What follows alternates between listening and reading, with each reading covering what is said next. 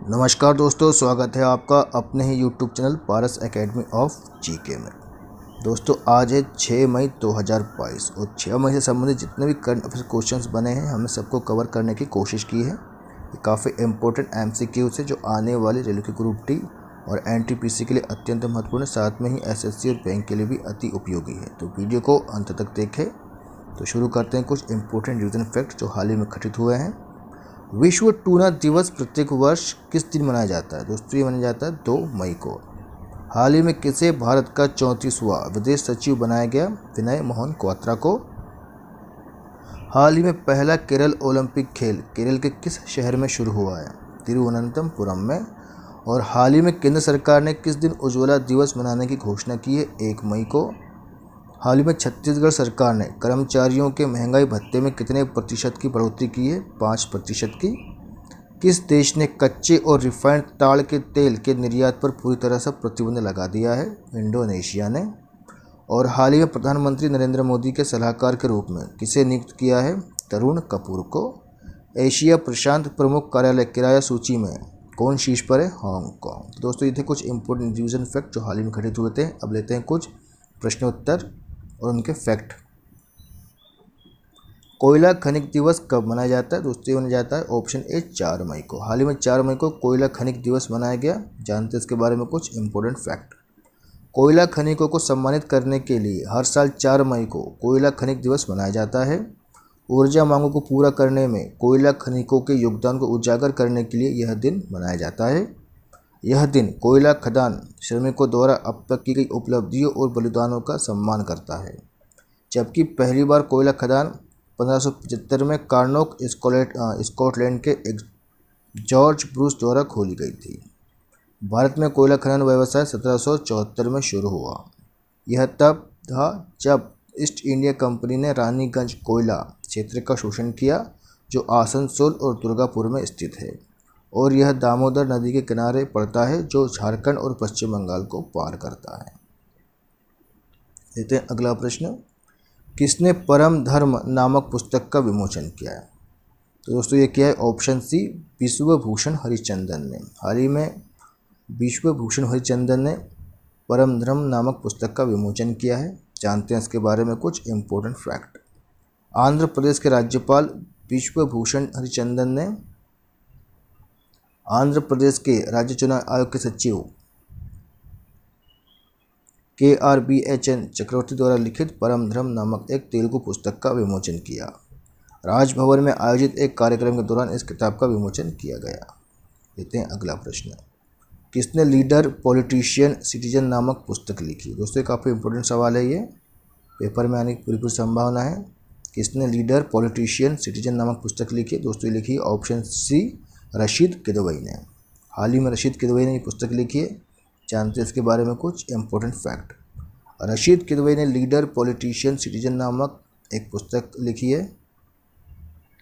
लेखक पत्रकार रशीद किदवई द्वारा लिखित leader politician citizen 50 figures who influenced India's politics Bharat के राजनीतिक परिदृश्य को प्रभावित करने और 50 व्यक्तियों की कहानियों का संकलन करते हैं। पुस्तक हैचेट इंडिया द्वारा प्रकाशित की गई है। पुस्तक की प्रस्तावना शशि थरूर संसद सदस्य द्वारा लिखी गई है। पुस्तक में शामिल 50 हस्तियों में तेजी बच्चन, फूलन देवी, इंदिरा गांधी, राजीव गांधी, जयललिता, APJ अब्दुल कलाम और करुणानिधि शामिल है। देते हैं अगला प्रश्न। अंतर्राष्ट्रीय अग्निशमन दिवस कब मनाया गया? दोस्तों ये मनाया गया है ऑप्शन ए 4 मई को। हाल ही में 4 मई को अंतर्राष्ट्रीय अग्निशमन दिवस मनाया गया है। लेते हैं इसके बारे में कुछ इंपॉर्टेंट फैक्ट। हर साल 4 मई को अंतर्राष्ट्रीय अग्निशमन दिवस मनाया जाता है। अग्निशामक कुछ सबसे साहसी और निडर लोग हैं जो लोगों को संपत्ति की सुरक्षा के लिए अपना जीवन समर्पित करते हैं। अग्निशामकों द्वारा किए जाने वाले बलिदान को पहचानने और सम्मान करने के लिए हर साल अंतर्राष्ट्रीय अग्निशमन दिवस मनाया जाता है। अंतर्राष्ट्रीय अग्निशमन दिवस 4 मई को मनाया जाता है क्योंकि यह सेंट फ्लोरियन दिवस भी है। सेंट फ्लोरियन रोमन बटालियन के कमांडिंग फायर फाइटर्स में से एक थे। उन्होंने कई लोगों की जान बचाई और उन्हें अग्निशामकों का संरक्षण संत भी माना जाता है। अग्निशमन दिवस के प्रतीक में लाल और नीले रंग के रिबन होते हैं। रिबन में लाल रंग आग का प्रतीक है और नीला रंग पानी का प्रतीक है। तो दोस्तों कुछ इंपॉर्टेंट फैक्टर थे अग्निशमन दिवस के संबंधित, इन्हें आप नोट कर लीजिए। इसी में से आपसे एक सवाल पूछा जा सकता है। लेते हैं अगला प्रश्न। किसे वेस्ट इंडीज़ के वनडे और T20 का नया कप्तान बनाया गया है? दोस्तों बनाया गया है ऑप्शन बी निकोलस पूरन को। हाल ही में निकोलस पूरन को वेस्ट इंडीज़ का वनडे और T20 का नया कप्तान बनाया गया है। जो तस्वीर देखें दोस्तों ये निकोलस पूरन की है। लेते हैं अगला प्रश्न। विश्व अस्थमा दिवस कब मनाया जाता है? ठीक है दोस्तों, विश्व अस्थमा दिवस कब मनाया जाता है? तो ये मनाया जाता है ऑप्शन सी 3 मई को। ये अस्थमा को हम दमा भी कहते हैं। तो विश्व अस्थमा दिवस या विश्व दमा दिवस जो है 3 मई को मनाया जाता है। जानते हैं इसके बारे में कुछ फैक्ट। विश्व अस्थमा दिवस हर साल मई के पहले मंगलवार को दुनिया भर में अस्थमा के बारे में जागरूकता पैदा करने के लिए मनाया जाता है। एक ऐसी स्थिति जिसमें वायु मार्ग संकीर्ण और सूज जाता है और अतिरिक्त बलगम पैदा कर सकता है। विश्व अस्थमा दिवस का आयोजन ग्लोबल इनिशिएटिव फॉर अस्थमा यानी कि जीना द्वारा किया जाता है। 1993 में स्थापित एक विश्व स्वास्थ्य संगठन WHO सहयोगी संगठन है। विश्व अस्थमा दिवस 2022 का जो विषय है वो क्या है? अस्थमा देखभाल में अंतराल को बंद करना है। ठीक है दोस्तों, ये काफ़ी इंपॉर्टेंट है, इसे आप याद करके चलिए, इसे लिख लीजिए, नोट कर लीजिए।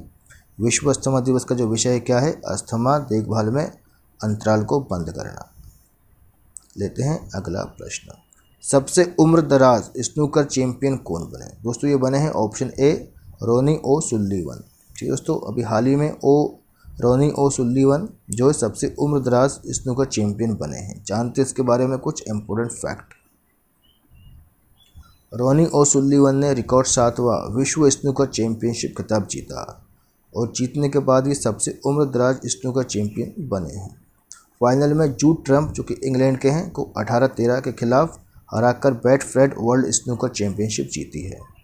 शेफील्ड इंग्लैंड में crucible theatre tournament world snooker tour द्वारा आयोजित किया गया था।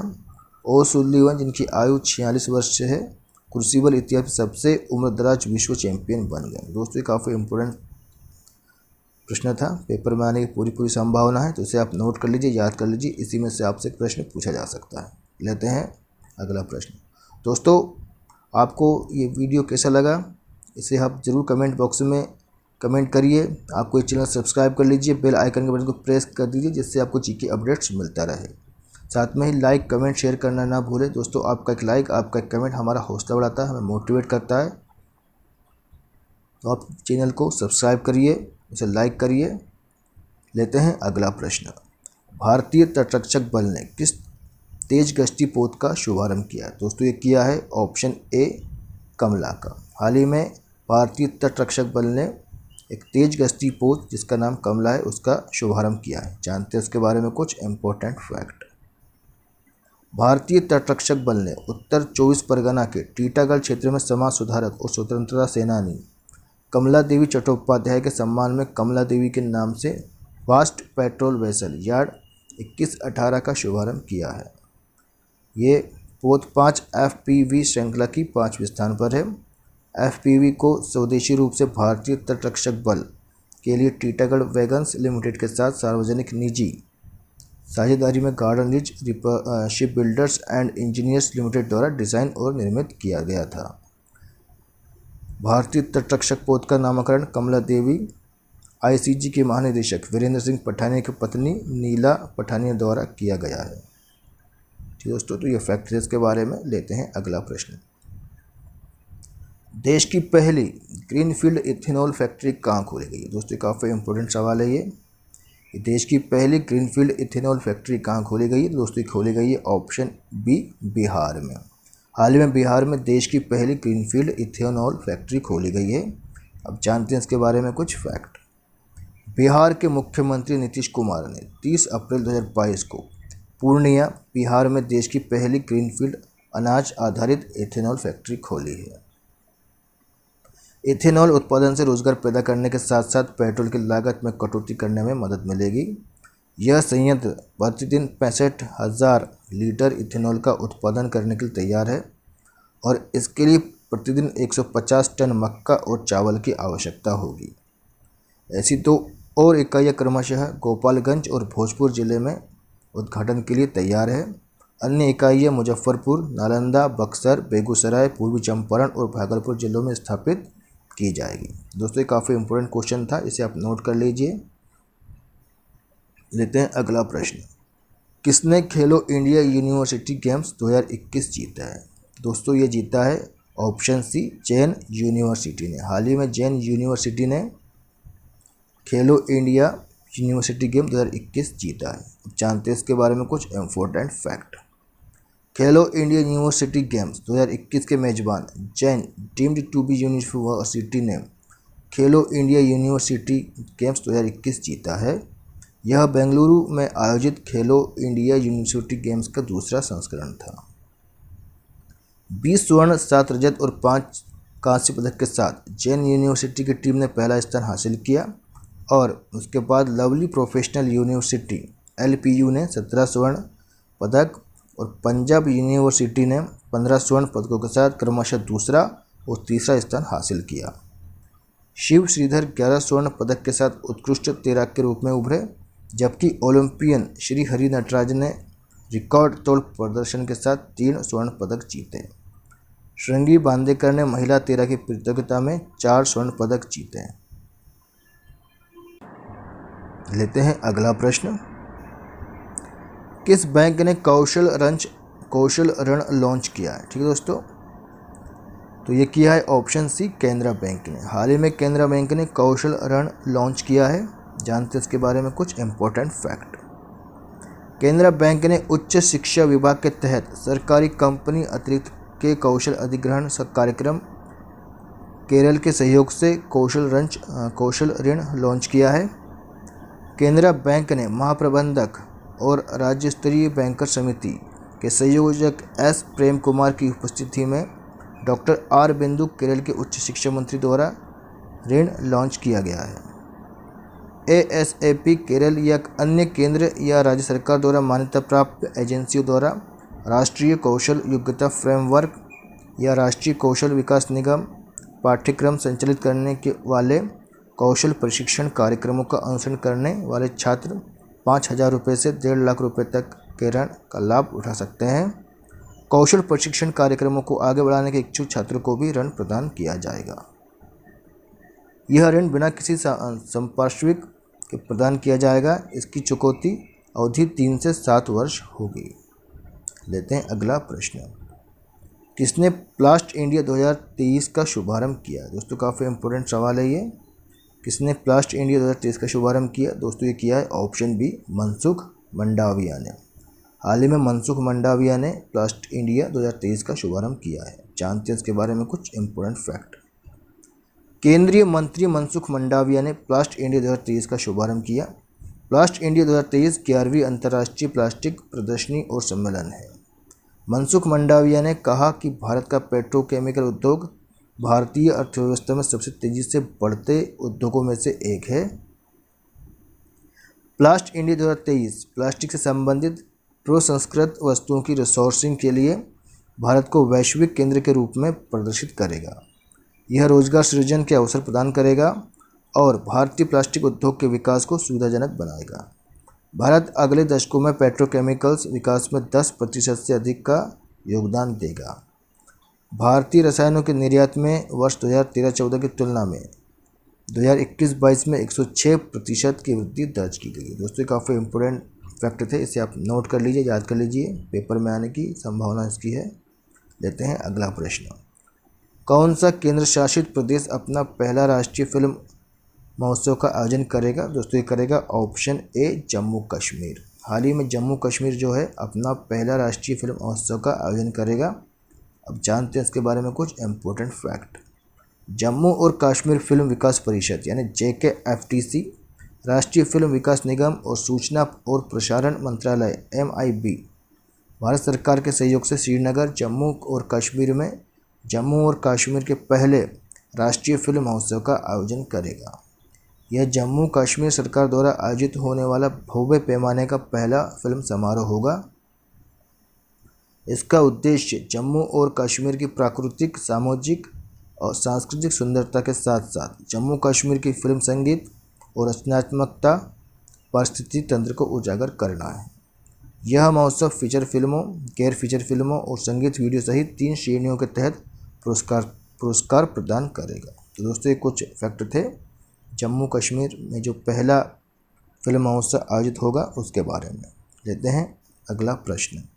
उत्तर पूर्व क्षेत्र का पहला ऑनलाइन भवन अनुमति प्रणाली का शुभारंभ कहाँ किया गया?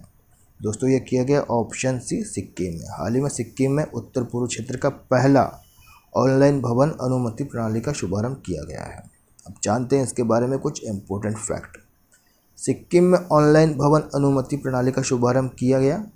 सिक्किम ऑनलाइन भवन अनुमति प्रणाली शुरू करने वाला उत्तर पूर्व क्षेत्र का पहला राज्य होगा। इसे केंद्रीय आवास और शहरी मामलों के मंत्री हरदीप सिंह पुरी ने एक संगोष्ठी के दौरान लॉन्च किया। उत्तर पूर्वी राज्यों का शहरी विकास स्मार्ट सिटी क्रांति सिक्किम सरकार द्वारा सिक्किम में आज़ादी का अमृत महोत्सव के हिस्से के रूप में उत्तर पूर्व क्षेत्र के विकास मंत्रालय के सहयोग से आयोजित किया गया। केंद्रीय बजट 2022 में वित्त मंत्री द्वारा पूर्वोत्तर के लिए प्रधानमंत्री विकास पहल नामक एक नई योजना की भी घोषणा की गई थी। लेते हैं अगला प्रश्न। विश्व पल्मोनरी हाइपरटेंशन दिवस कब मनाया गया? दोस्तों, काफ़ी इंपॉर्टेंट सवाल है ये। विश्व पल्मोनरी हाइपरटेंशन दिवस कब मनाया गया? दोस्तों, मनाया गया ऑप्शन बी, 5 मई को। हाल ही में विश्व पल्मोनरी हाइपरटेंशन दिवस जो है 5 मई को बनाया गया। अब जानते हैं इसके बारे में कुछ इम्पोर्टेंट फैक्ट। पल्मोनरी हाइपरटेंशन संगठन और समूह हर साल 5 मई को विश्व पल्मोनरी हाइपरटेंशन दिवस मनाता है। विश्व पल्मोनरी हाइपरटेंशन दिवस पहली बार 2012 मैड्रिड में स्पेन में मनाया गया था। विश्व पल्मोनरी हाइपरटेंशन दिवस जीवन की गुणवत्ता में सुधार और जीवन प्रत्याशा को बढ़ाने के महत्व के बारे में जागरूकता बढ़ाता है।